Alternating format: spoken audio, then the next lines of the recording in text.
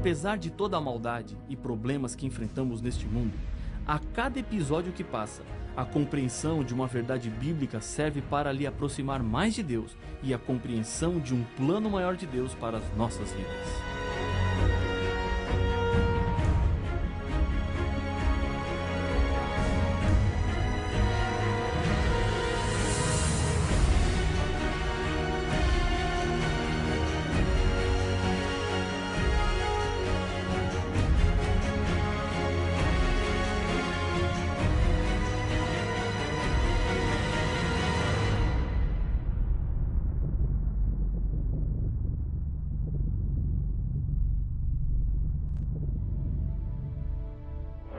No Brasil, 99% da população diz acreditar em Deus. Mas esse dado não é tão animador quando sabemos que apenas 59% leu alguma vez qualquer passagem da Bíblia e ainda menos de 40% frequentam regularmente uma igreja. Isso era exatamente o que o diabo queria, um Deus de nome, que o homem relaciona-se sem nenhum tipo de compromisso.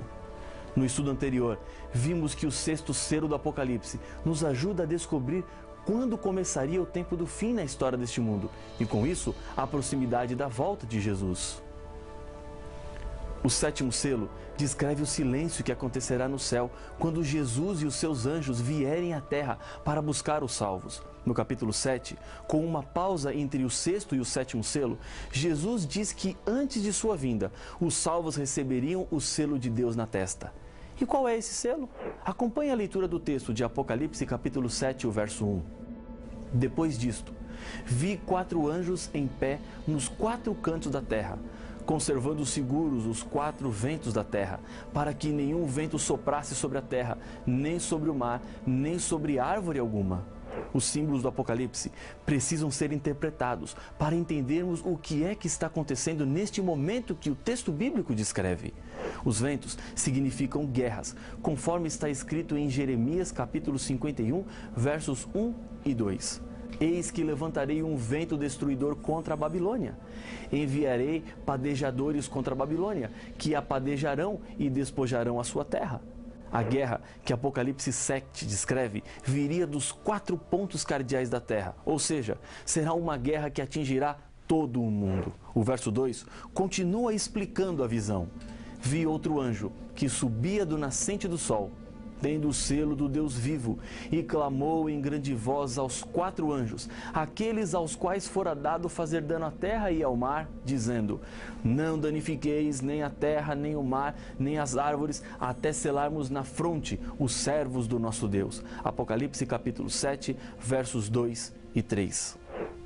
Nas 2 grandes guerras mundiais, mais de 70 milhões de pessoas perderam a vida.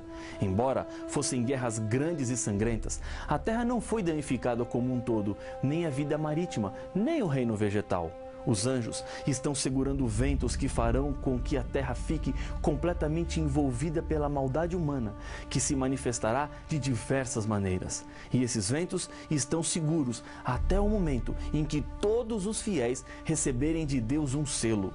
Em 1961, no auge da Guerra Fria, os jornais publicaram a denúncia do senador australiano Thomas Morrow, assinalando que os Estados Unidos quase destruíram o mundo quando a rede automática de alarme contra ataques de foguetes em Nova York registrou erradamente um sinal de que um foguete havia sido disparado da Rússia contra os Estados Unidos.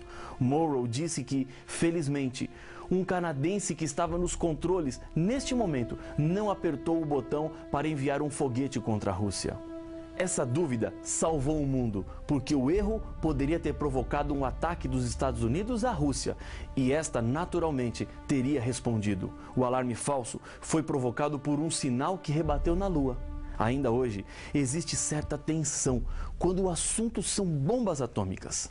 Acertos internacionais regulam normas, mas alguns países buscam desenvolver essa poderosa arma, como a Coreia do Norte e Irã, gerando um clima de insegurança em muitas nações do mundo. A Bíblia nos diz que o mundo terá fim, mas não será por causa de nenhuma guerra mundial provocada pelo ser humano. A volta de Jesus é o fim da história deste mundo. E antes de Jesus voltar, os salvos já estão marcados como separados. Em Isaías capítulo 8, verso 16, a Bíblia nos diz onde está o seu selo. Resguarda o testemunho, sela a lei no coração dos meus discípulos. Apocalipse 7 diz que o selo é aplicado sobre aqueles que já estão convertidos. Em outras palavras, aqueles que estão vivendo de acordo com a lei de Deus, procurando ser obedientes aos 10 mandamentos a cada dia. O selo era algo muito comum na época em que a Bíblia foi escrita. Ele dava autenticidade e importância onde era colocado. Um selo deveria conter 3 elementos básicos: nome do governador, cargo que ocupa, território do seu domínio. No 4º mandamento da lei de Deus, os 3 elementos são encontrados juntos. Ali Deus havia colocado o seu selo. O texto está em Êxodo capítulo 20, versos 8, 9, 10 e 11. Lembra-te do dia de sábado para o santificar. 6 dias trabalharás e farás toda a tua obra, mas o 7º dia é o sábado do Senhor teu Deus. Não farás nenhum trabalho, nem tu, nem o teu filho, nem a tua filha, nem o teu servo, nem a tua serva, nem o teu animal, nem o forasteiro das tuas portas para dentro. Porque em 6 dias fez o Senhor os céus e a terra, o mar e tudo o que neles há. E ao 7º dia descansou.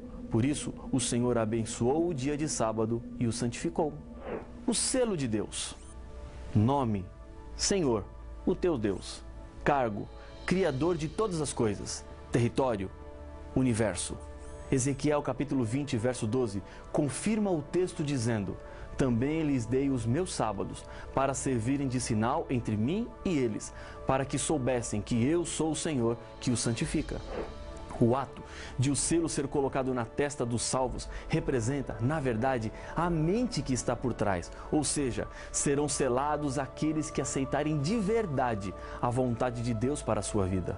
O selo de Deus na lei demonstra a autoridade de quem fez a lei. O selo na testa representa a quem pertence àquela pessoa. É como colocar o seu nome em um livro. Ele não é mais igual aos outros. Ele lhe pertence. Deus faz também assim, coloca um selo sobre aqueles que são dele e no momento da volta de Jesus levará para a eternidade os salvos. O diabo nos roubou, mas Jesus não é um ladrão. Ele não pega o que não é dele. Para poder transformar a sua vida, Jesus nos comprou com o seu sangue. O diabo quer nos matar, porque o salário do pecado é a morte. Mas não precisa ser a sua morte, porque Jesus já morreu no seu lugar. Você pode rejeitar o selo de Deus. E se você fizer essa loucura, Jesus não terá direito de propriedade sobre você e sua vida. Em Isaías 56, uma profecia demonstra que os que não eram judeus seriam conhecidos ao se unirem ao povo de Deus pela obediência. Acompanhe a leitura dos 7 primeiros versos. Assim diz o Senhor: mantende o juízo e fazei justiça, porque a minha salvação está prestes a vir e a minha justiça prestes a manifestar-se. Bem-aventurado o homem que faz isso, e o filho do homem que nisto se firma, que se guarda de profanar o sábado e guarda a sua mão de cometer algum mal. Não fale o estrangeiro que se houver chegado ao Senhor, dizendo: o Senhor, com efeito, me separará do seu povo. Nem tampouco diga o eunuco: eis que eu sou uma árvore seca, porque assim diz o Senhor aos eunucos que guardam os meus sábados e escolhem aquilo que me agrada e abraçam a minha aliança. Darei na minha casa e dentro dos meus muros um memorial e um nome melhor do que filhos e filhas. Um nome eterno darei a cada um deles, que nunca se apagará. Aos estrangeiros que se chegam ao Senhor para o servirem e para o amarem, o nome do Senhor, sendo deste modo servos seus, sim, todos que guardam o sábado, não o profanando, e abraçam a minha aliança, também os levarei ao meu santo monte e os alegrarei na minha casa de oração. Os seus holocaustos e os seus sacrifícios serão aceitos no meu altar, porque a minha casa será chamada casa de oração para todos os povos. Isaías 56, versos de 1 a 7. Isaías deixa evidente que o sinal é para todas as pessoas, independente de sexo, nacionalidade, raça ou qualquer diferença humana. Jesus usou o contexto de Isaías 61, quando purificou o templo, expulsando aqueles que estavam comprando e vendendo, fazendo da casa de oração uma casa de comércio. Isso demonstra que os propósitos e princípios de Deus não mudam. Sábado para todos os povos e casa de oração para todos os povos representam verdades de Deus para todos os tempos. Quando Jesus esteve aqui na terra como um ser humano, a Bíblia diz que ele tinha um hábito. Veja o que está escrito no Evangelho de Lucas, no capítulo 4, verso 16. Indo para Nazaré, onde fora criado, entrou num sábado na sinagoga, segundo o seu costume, e levantou-se para ler. A cada semana, todos os sábados, Jesus estava na sinagoga. Ele estava dando um exemplo e muitas coisas que nós aprendemos foi feito pelo exemplo de outras pessoas. Ensinamos os nossos filhos através do exemplo. Essa era uma das estratégias de Jesus. O sábado é um dia reservado por Deus para ter um encontro com você. Deus está lhe convidando para ir à igreja no sábado e passar momentos agradáveis e felizes com o Criador da sua vida. Um argumento usado para dizer às pessoas que hoje não precisamos mais obedecer ao quarto mandamento é dizer que Jesus ressuscitou no domingo. Então, agora, esse passou a ser o dia do Senhor. Está certo? Não. Estaria certo se a Bíblia dissesse isso, mas como não diz, isso não é a verdade. A Bíblia diz até mais. Depois que Jesus já estava morto, veja o que aconteceu entre os seus seguidores, incluindo a sua mãe. Então, retiraram-se para preparar aromas e bálsamos, e no sábado descansaram segundo o mandamento. Lucas capítulo 23 e o verso 56. Os fiéis seguidores de Jesus não ungiram o corpo de Jesus, mas descansaram no sábado. Se Jesus tivesse abolido a guarda do sábado, como alguns argumentam, os discípulos e nem a própria mãe de Jesus sabiam. Lembre-se de uma coisa: ser cristão é imitar Jesus, ser semelhante a Ele e viver a vida que Ele viveu. Um exemplo disso é não odiar ninguém. Jesus, quando estava morrendo na cruz, pediu para que Deus perdoasse aquelas pessoas, pois elas não sabiam o que estavam fazendo.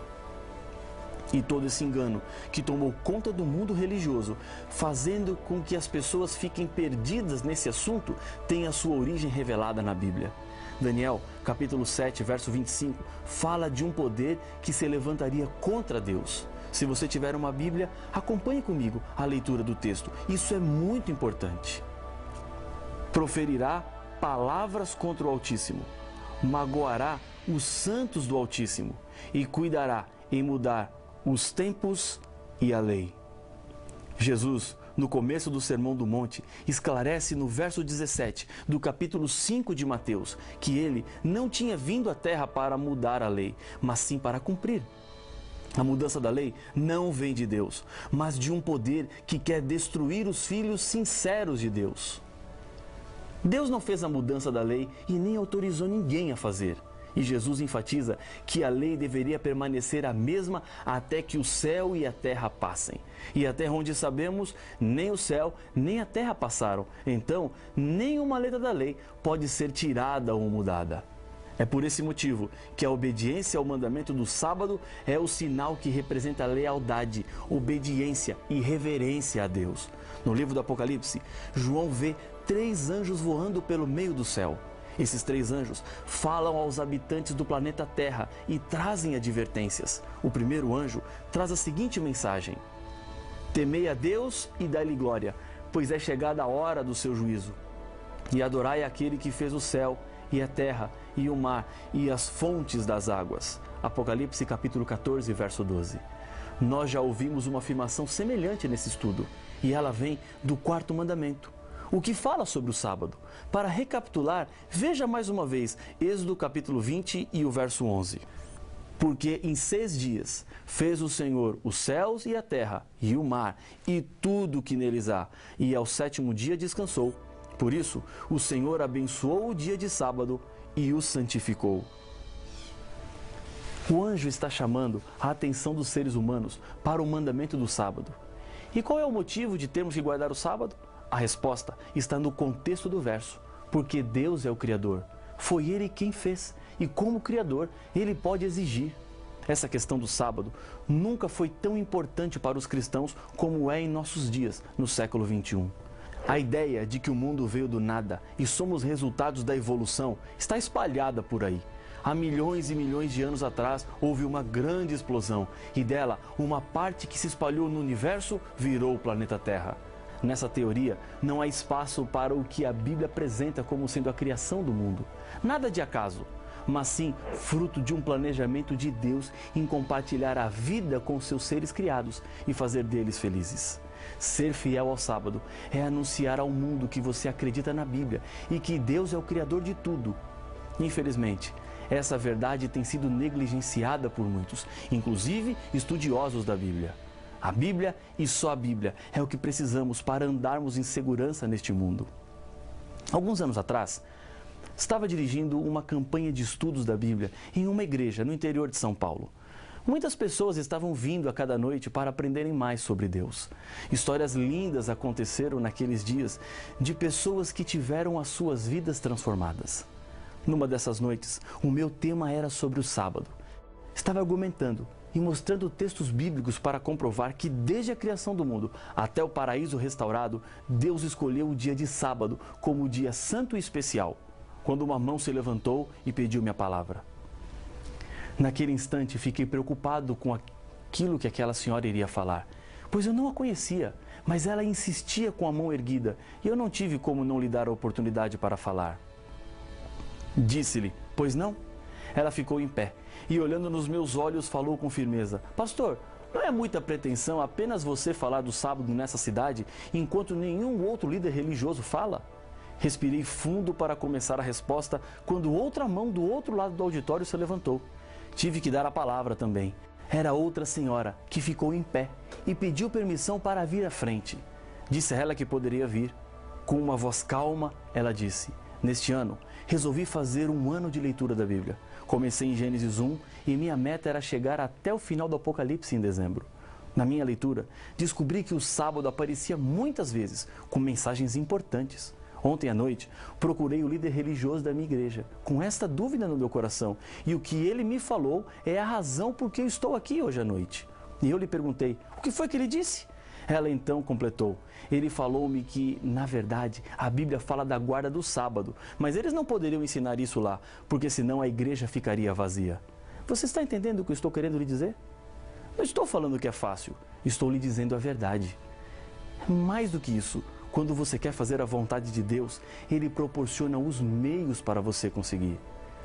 Tenho sido testemunha de histórias impressionantes e o mesmo Deus quer fazer na sua vida. Não tenha dúvida disso. Decida agora fazer a vontade de Deus e ser fiel ao sábado bíblico. E eu tenho certeza que as bênçãos do Senhor repousarão sobre a sua vida. Se esse é o seu desejo, se essa é a sua decisão, ore comigo. Senhor, obrigado pelas claras mensagens que temos em Tua Palavra. Aprendemos mais uma, a verdade sobre o sábado. Ajuda-nos a vivermos de acordo com ela, pois nós colocamos o nosso coração nas Tuas mãos, em nome de Jesus. Amém.